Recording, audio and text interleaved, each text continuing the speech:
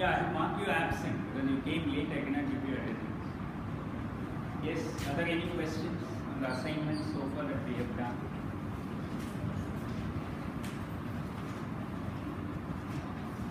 So the point here is that we were looking at this problem, methane.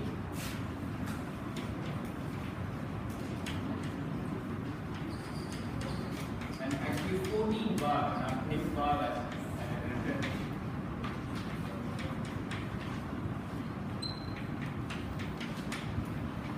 Temperature you have to find, right? And the process is adiabatic. Reversible. So defining equation for that is delta S is 0. No matter which way you choose the S to be in terms of whether in terms of temperature and pressure or in terms of temperature and volume. The final defining equation in this case for the van der Waals equation of state for a constant Cv Ig is given by the following, namely Cv log T2 by T1. We are assuming constant Cv, the ideal gas.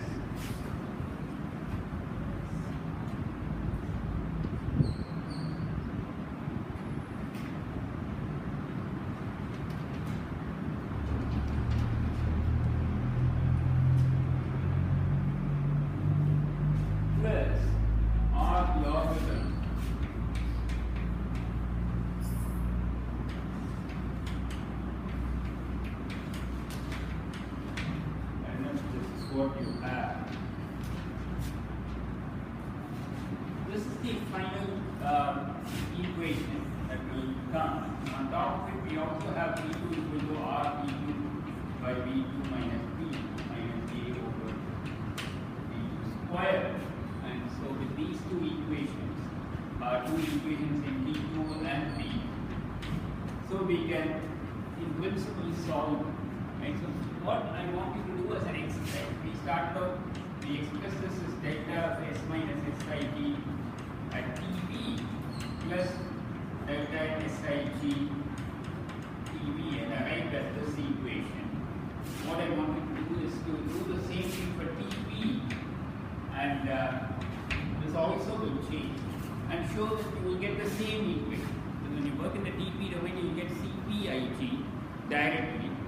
But Cp can always be expressed of the ideal gas in terms of Cv, right? They're just given by Cp minus Cv equal to R. If you get the same equation, that will demonstrate the claim that I made, that which many of you did not agree, that whether we should start with the Tp departure function or the Tb. In this case, both are equally valid. I chose this for just convenience. There are fewer terms to deal with in the dB. Final point is this. You should understand what this means. It refers only to the substance. There is no question of ideal gas there. Right? So you should understand. Then towards the end of the class, I pointed out, what if we forget about the van der Waals and treated the gas as an ideal gas, right? With a constant gamma. This is now a separate problem. Suppose methane behaves like an ideal gas. The constant gamma given by 1.76, which is sort of picked up from the YBC Laws problem. So then does anyone have the answer on what the final temperatures are? Looks like nobody attempted to do it. Anyone have an answer what the temperature should be? T2 actually turns out to be approximately 620 Kelvin, and V2 by V1 is approximately 0.08. You should do it numerically and verify. So the temperature is increasing, it's at least twice as much as the initial temperature. That's what I am getting. So you should verify that. Now let's go back to the van der Waals. This will give you an indication on at least a trend but actually the answer given for the Penck Robinson is actually 341 Kelvin. I discussed that later. We go to the Penck Robinson. So it's not it's a drastic difference in the increase. At least you can see that in this case the trend is an increase in temperature and a decrease in the specific volume because of the increase in pressure. That idea, because you have to choose an initial guess here. Which one would you choose, right? Good option might be to choose the ideal gas value, which can be very easily calculated, right? So that is what, because here P1 minus gamma P is a constant. So I can easily directly find, given that P1, T1 and P2 are given, so T2 can be very easily found directly. What I'm going to do is rather than worry about taking the CV ideal gas, its dependence on temperature, I'm going to use the same value. You can easily show that since gamma is here, the ideal gas is CPIG by CVIG.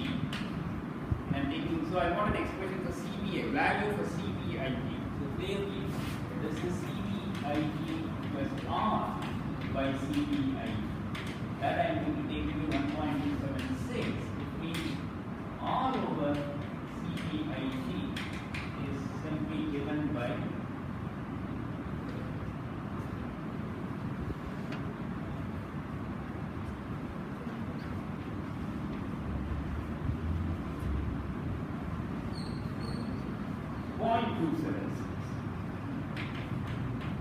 CPIG is actually 1 over 0.276 times R. That is the value I'm going to use. So the first step, as I said, is to, in the equation, we can find V1 directly. First I have to find that, right? So again here, we look at the ideal gas, V1, ideal gas will be RT1 by T1. That turns out to be what when you give me the answer?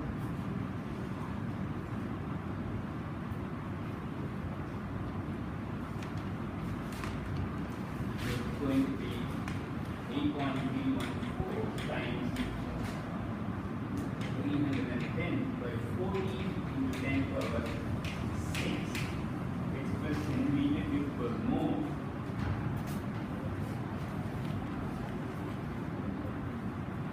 It may be 1.841 is what I am getting. But it's not going to be the same for the van der Waals.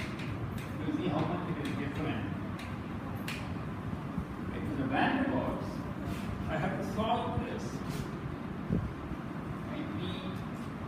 To get a cubic, and I have to solve it. Right now, this is another strategy adopted in many books. If you see Sandler or YBC Gao or I don't recollect Smith and Van, is to rewrite the equation. If I now write this P equal to RT by V minus A over B square, so I get P equal to RT times V square minus A times B minus B, and I can then write. Clearly, you are going to get a cubic in V. You also get the quadratic and other terms, the constant terms. And we can write it quite easily, it's not difficult. But books also write it in terms of the compressibility factor, rather than expressing it as a cubic in V. And in fact, YBC Gao has a nice table where it's given the cubic equation in the compressibility factor for all the three common equations, the van der Waals, Saul, Wetlisch-Kwong, and the Penck Robinson. That is very useful, very easy to derive that. Now for the van der Waals, it turns out to be, I don't again expect you to remember it, but it's useful, it's available and you should use it.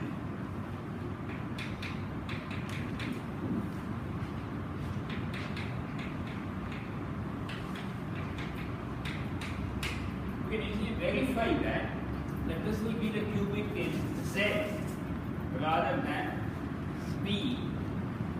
And then A, that you should know. A is given by AP by RT squared, and by RT. So everything is non-dimensional, you can verify. So that's the advantage, because the volume varies over it can be 10 power minus 3, 10 power minus 3. So when Z is something you can handle, the number lies between 0 and 1. Of course, B is varying over 2 orders of magnitude between the liquid and vapor. So will the compressibility factor also. But it's something that you can put a bound on, roughly, maybe of the order of 1 or less. So maybe that is why it is more convenient. If you want to look for an initial guess for Z, it's slightly easier than because you make it independent of units basically. We know that for liquid it will be of the order of 0.1 or something, I don't know. You have to see. Whereas for the vapor, it might be more of the closer to 1. If you're looking for roots, you're looking in that range. And so we remove it from the otherwise you have to worry about the units. So all the units are taken care of. Here those units are very important. Right? And so we have to get this. We yesterday saw that A is 0.29 per mole square and B is 4.3 10 power minus 5 into 2 per mole. If you put all this in, then the equation that you get is Z2 minus 1.0234 Z squared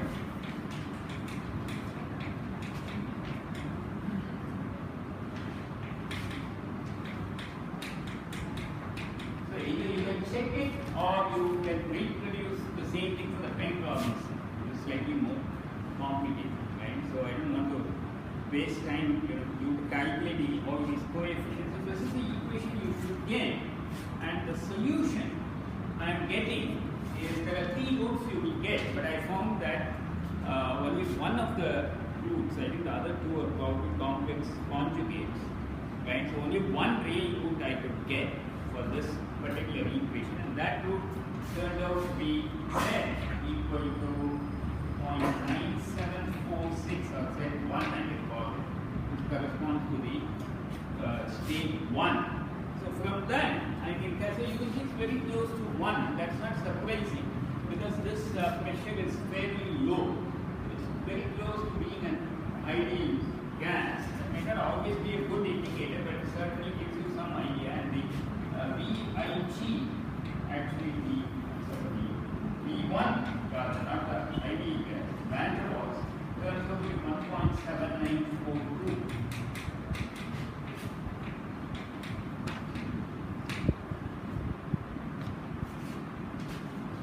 Which is very, very close to the ideal gas pressure. Basically, it behaves like an ideal gas at this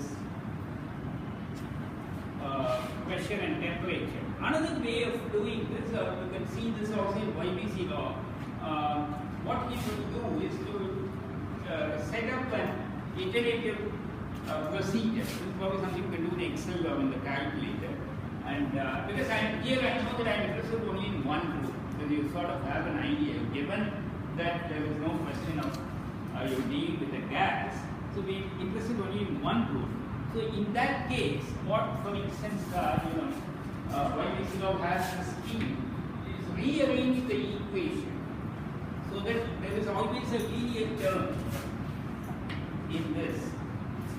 Right? So for instance, if we were to bring the linear term, then I will get, I can put this like this, P plus A by B squared is RT by B minus B. And then B minus B is equal to RT divided by P plus A by B squared. And then B is equal to plus B. What do you gain from this, you can ask? So what YBC law does is he makes this like this, Bi plus 1. You use an iterative process to get the B. And then you make this Bi. There's also B here, it's an implicit equation. So I don't do anything, gain anything by just rearranging it. It's a cubic equation, you have to solve. But if you're interested in one group, then can use this as an iterative procedure. I need an initial guess. So what would be a good initial guess? So what the YBC law suggests is that for the, if you look into the vapor, let's say you even have 3 loops. The vapor loop, he says that a good initial guess would be the ID, because it needs to converge to the value you want if you have more than one loop. And for the liquid route, he says start with B equal to B, and then you will more likely to go to the, but because we want to avoid the middle loop, if you have all 3 loops, you can decide which is the correct routes that we want. Otherwise, you have to be a bit careful. We want to make sure the procedure converges to the route we want. So clearly, what I would start with is B0 is equal to BIG. So I get B1 from this, and then substitute B1 and get B2, and so on. So you keep doing it 2-3 times, you will see that there will be a convergence developing, and then you can stop after 2 or 3 iterations. Right? The same way, if you're looking for a liquid route, you can do the same thing, probably starting with B equal to B. That's the suggested one. We have to ensure that we don't get to the middle route. These might be also work. Right?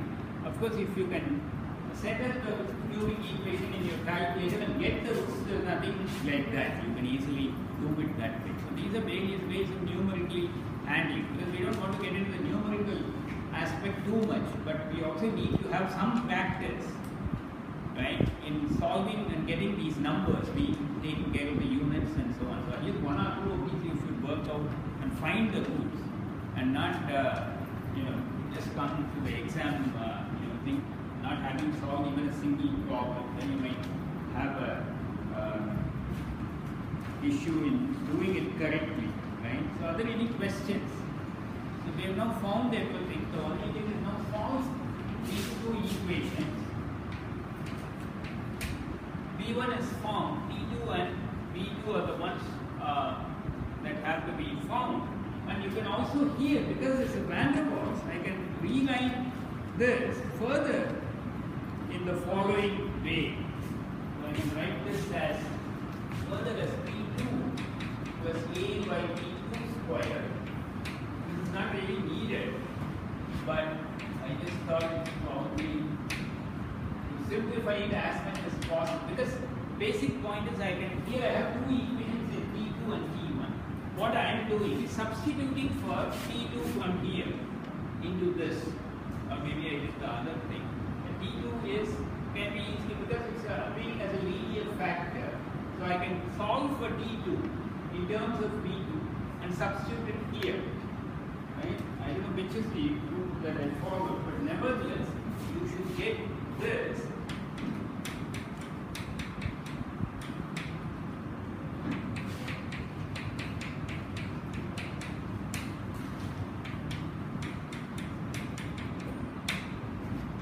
What I have done here is, this one is completely determinable, right? Maybe you can calculate that and tell me what you get. Just do it numerically. RT1, right? 8.314 times T1 is 310. V1 minus B. V1 we have got 1.7942. minus 4.3.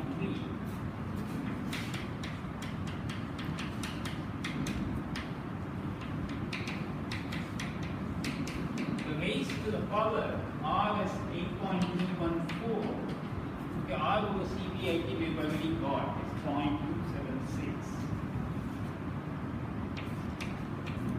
So the advantage with this is that now I have to play around only with B2. This you might not be able to do it for the other equation state where you have a temperature dependence, right? But here, van der Waals, you can do this.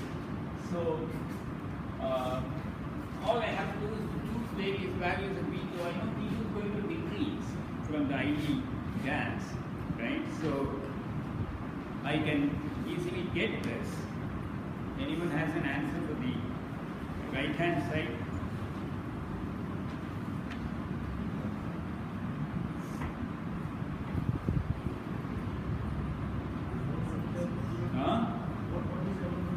Yeah, so that's what I have. So right hand side is 447.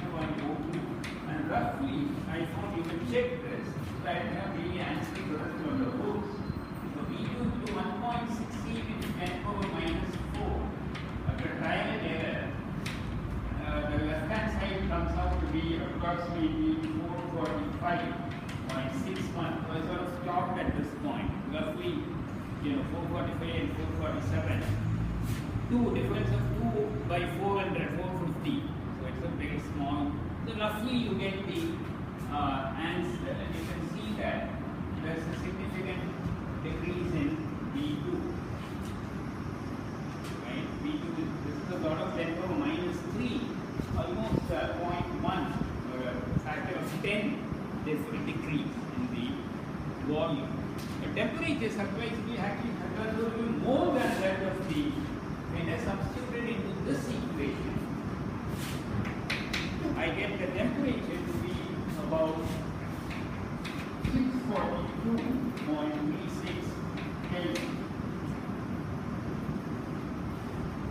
That's what I am getting. So in fact, that is more than that of the ideal gas. I will also give you the answer for the Penn-Robinson, which you can work out. V1 turns out to be 1.792 to 10 to the minus 3 per mole. And then V2 is quite a bit different, 0.8 to 10 to the minus 4 BTU per mole. And then T2 is 341.91 Kelvin. I have to, you can easily verify it because all you need is a defining equation. You don't have to do even the iterative process. All you have to do is to set up the equation analogous to this for the Penn-Robinson and simply substitute the values that are given. It will give you the confidence that you are able to arrive at the correct equation corresponding to delta is equal to 0. So the Penn-Robinson equation state, of course, you have to know for methane. I don't know what CV he used actually. This is a problem from Sandler, but he might have used the more temperature dependent CV. So we are not sure whether this will exactly match, but you can try it out and see whether it works. And of course, you need also the omega for methane, the eccentric factor that is given in most of the standard books. So you need to collect a bit more data and solve it for the Penn-Robinson or even the SRK, for which I don't have the answer. Maybe it will lie somewhere in between. Are there any questions?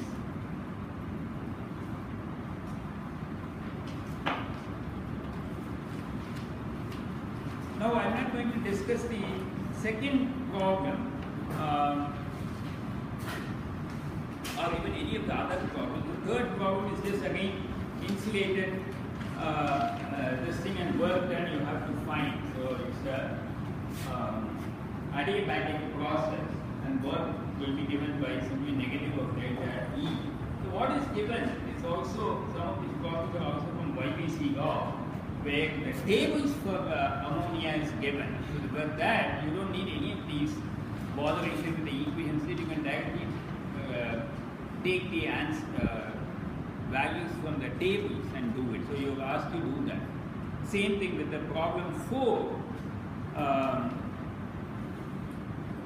Is the maximum work that can be done. So this will involve calculating the Helmholtz free energy, right? So you can do that. Second problem is isothermal compression in a reversible process. So reversible is given work done can be directly calculated from integral P dV. Right? And then heat interaction, you can use the first law and find out the heat interaction. So delta E you can find out from the equation state. So I wanted to think about these problems and work it out properly. I'll give you the answers maybe by tomorrow's class, right? Or latest by Monday. So you should work through this and get the numerical answers ready. So when I give the answers, you can easily compare and verify whether you have got it correctly or not. Now what I want to do is move to that, skip the fugacity from tables, which I want to discuss tomorrow, because I want some of you at least hopefully will have the motivation to bring the steam tables, right? Either just xerox a few pages from the book or get one of the standard textbooks which have steam tables. Steam tables are also separately available. So what we are going to do is to calculate fugacity from steam tables. The reference to that is Sandler. The very nice illustration in Sandler which I will work out, because it gives you fugacity. If you see in the tables, you will get the properties of the actual substance only. Right? But the fugacity involves the chemical potential of the ideal gas. It depends on both temperature and pressure.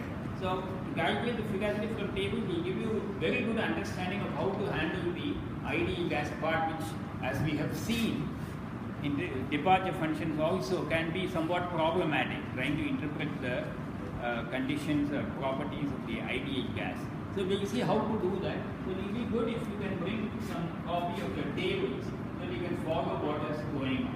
Right? We'll discuss that tomorrow. I'll now take up this problem from phase equilibrium from again this problem is probably taken from YBC law, and I'll discuss that briefly in today's class. So what you're given is at 321.55 Kelvin, you're given saturation pressure of ammonia is given to be 1.95 megapascal, and then you're asked to calculate the molar volume from various equation of state. Let's take the Van der Waals equation of state. That's the simplest, right? So saturation pressure is given, and so again I have the same equation I can use, right? So I have to calculate, and for ammonia, the A and B, in fact these are also given in YBC law in terms of tables. That is the Van der Waals, and B is given to be 3.737 into 10 to the minus 5 into per mole. Let's calculate some of these numbers. So what would be the value of B? Can you give me the numbers? Units are important because it's 1.95 megapascal. So B would be, first of all I have to calculate the B is BP by RT.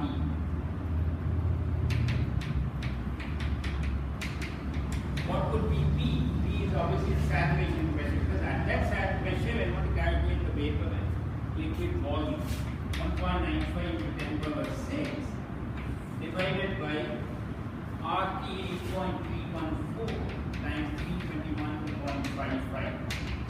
Calculate that. A would be AP by RT squared, so that would be 1.42452 times again 1.95 into 10 power 6 by 8.314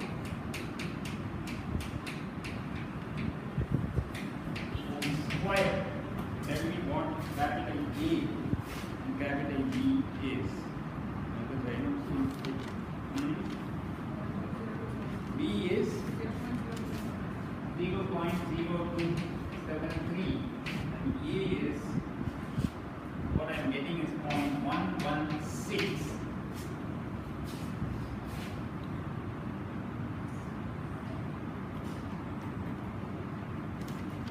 That's what I am getting. So the equation then can be easily seen to be 1.073 z squared, z cubed of course we have, plus 0.116 z. Those I can easily, the product of A and B I have to calculate. It is going to be 3.1672 into 10 to the minus 3 equal to 3.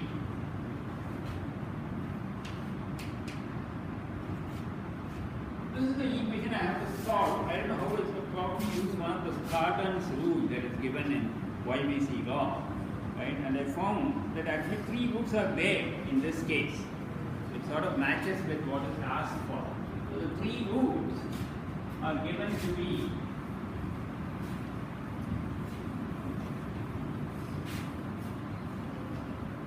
offhand you might not know which is the highest and which is the largest. So Z1 I have 0.9033, Z2 0.0439 and Z3 is 0.0799. So now what do I make out of these 3? Which is the vapor root and which is the liquid root? this corresponds to vapor. This one, what? Just because I've written it in the middle doesn't mean it's the middle. It's liquid. What is that? It's a liquid, right? And this is obviously has to be discarded, right? So that is what we got, and now I have to calculate the volumes. Go back and calculate, right? So here the point 9033 is equal to P, which is 1.95 megapascal, and PV by RT into V. This would be the vapor by 8.314 to 321.55. So from this I can calculate the vapor specific volume, and it turned out to be 1.2384 to 10 power minus 3. Similarly, I can calculate the liquid to be 6.92 to 10 power minus 5. So you can see a huge difference. And next is to calculate the ideal gas and verify if your vapor is somewhat close to that, of the same order of magnitude. Liquid has will be at least 1 or 2 orders of magnitude lower than that. Now the question is, this problem is there in the book, but the point you have to understand is this saturation pressure is given to you. Now you can ask, is this the saturation pressure that will actually be predicted by the equation of state? And that is something, this has been given. I don't know whether it actually corresponds to the van der Waals equation of state or it has been given just like that. Right? The saturation pressure is given, then there is nothing to calculate the vapor and liquid volumes, because the whole problem is in calculating the saturation pressure. Now to find out whether this is actually the saturation pressure predicted by van der Waals, I need to evaluate the quantity M for the van der Waals equation of state. So that we saw that can be written as the quantity M is P sat times Pt minus Pl, right? Plus integral or minus Pl to dV. So can you calculate this quantity? Now that we have all the values, PdV is very easy to do for van der Waals. Integral PdV, right? Integral RT by V minus V minus A over V square. dV is RT log V minus V. If integration of VL to PV, that will be dV minus V by VL minus V, right? And so this will be plus A over V. So this will be plus A times 1 over Vp minus 1 over Vl. Integral VL to dV. So let's calculate these. First is easy to calculate. So I'll put a question mark whether this is the saturation pressure or not, predicted by the van der Waals. We'll see. So that would be 1.95 to 10 power 6 times, I have to calculate this difference, 1.234 into 10 power minus 3 minus 6.02 into 10 power. That's one term minus, I have to calculate these two terms separately, right? Minus all of that I have written here. RT logarithm of dV minus V by VL minus V, A times 1 over dV. So can you calculate that? First, what is this term? How much you get for this?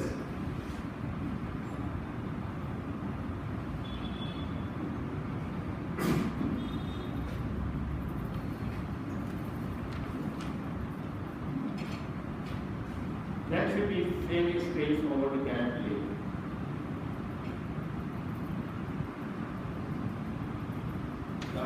one would be a bit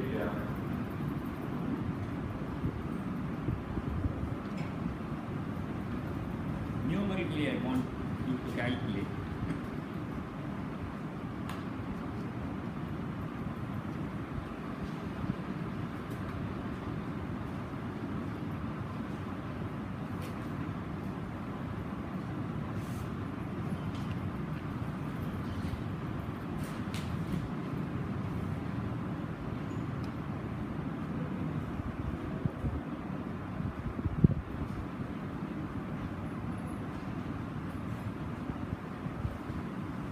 Yes, what is this quantity? First quantity.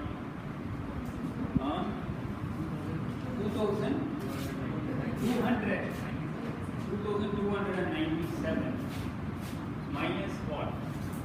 So I have 2297 minus some other quantity that is going to come. So it involves two terms. So RT would be 8.3. RT is also RT doesn't come in. Yeah, RT is also there, the first term. I've written it correctly.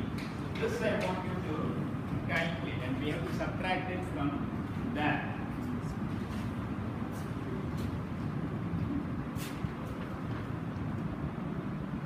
What I am getting is 3874. You can verify 0.4.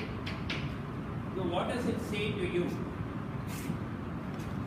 Do you think this is the saturation pressure predicted by the Van der Waals equation of state or not? It's clearly not, right?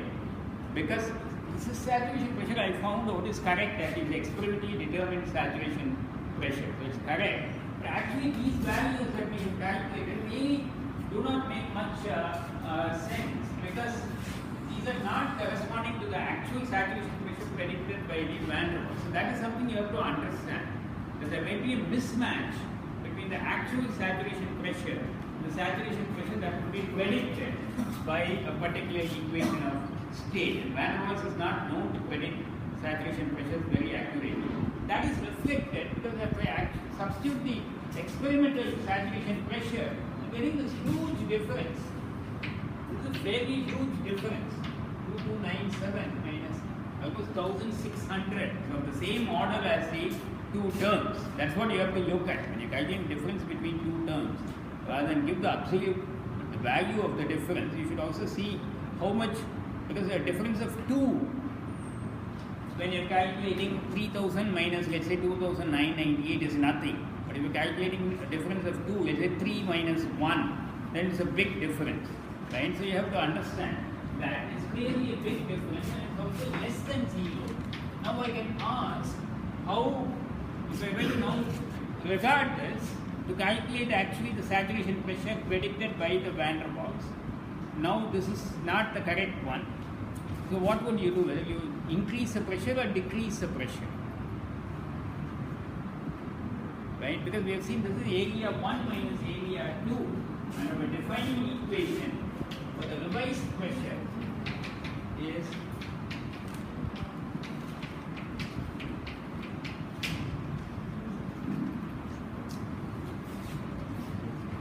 so you increase the pressure, so this means that Fp is less than Fl. I have to calculate that, right? Fp is less than F. So this would mean that the revised pressure would be greater than the old pressure, and I am getting this, but I don't know whether this might actually jump outside the range. That is something you have to keep in mind. This is one drawback with this kind of a route, rather than just incrementing it by a delta P. So you have to always make sure that it doesn't go out of the PAPB range. That you have to check. These are the limitations of the numerical procedure. I am not going to get into that. But you can simply, it is clear that what is clear, whether you update it using this or simply add or subtract the pressure, it is very clear that this pressure is not the saturation pressure that would be predicted by the Van der Waals equation of state, and clearly that pressure would be greater than 1.95 megapascal. What it is, if you have the patience, you can do a couple of iterations and find out where it is converging, right? This is one problem. Now, if we repeat the same thing with the Pink Robinson, right?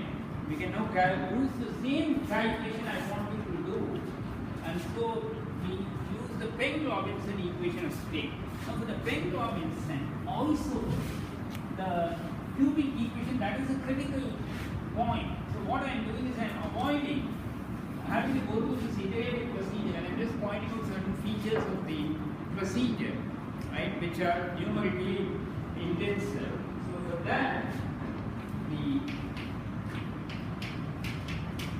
Pink Robinson has this equation, A minus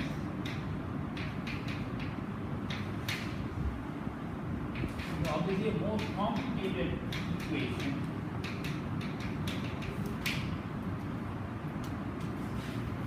We have to be very careful calculating these quantities because B is the same. In our notation, A would be A P by RT squared times alpha of T will also come in. So that you cannot do away with, right? So and now alpha of omega for ammonia turns out to be 0.25 that I got from one of the books, and the kappa of Pink Robinson is given by 0.37464, so 1.54.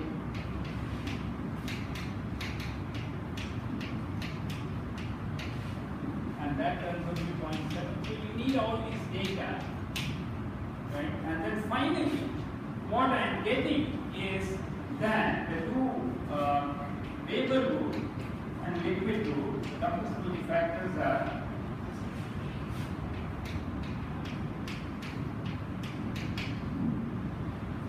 now.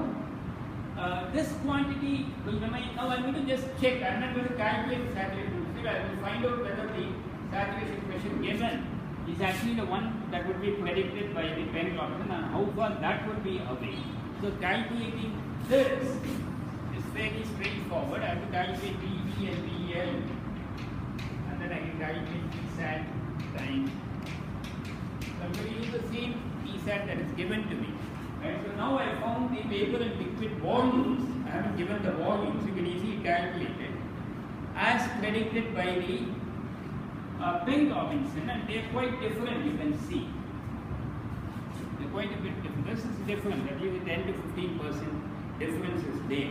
So I have to calculate that. But the important thing is this integral will not be as simple. So I want you to go and calculate. Integrals are given in the standard textbooks. Integral PdV for the Pink Robinson would be, this term would remain as it is, but this term would have the A, which will be a function of temperature.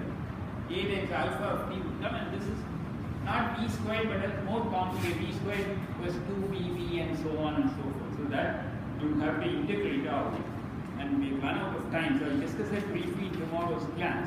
When you do that, right, you have to, the terms that we get are 2218.89 minus 2243. This is still a bit different, slightly off, but it's much better. 20 out of 2000 is around 1%. So this is a big shift. So what this shows that this is quite accurate, and actually this should not surprise because this is the experimental saturation pressure, and as we have seen earlier, the Pink Robinson equation, the whole purpose of introducing the temperature dependent parameter was to fit the saturation pressure to the actual saturation pressure. Very likely they chose methane as, ammonia as one of the substances. So that is why it is predicting such a good value, because it only shows that these the alpha has been fitted quite well to the saturation pressure prediction. So it is not surprising that that is agreeing with what we are finding, right? So that is what all I have to say. see today. We'll continue on this tomorrow, and then we'll go on to the other problem.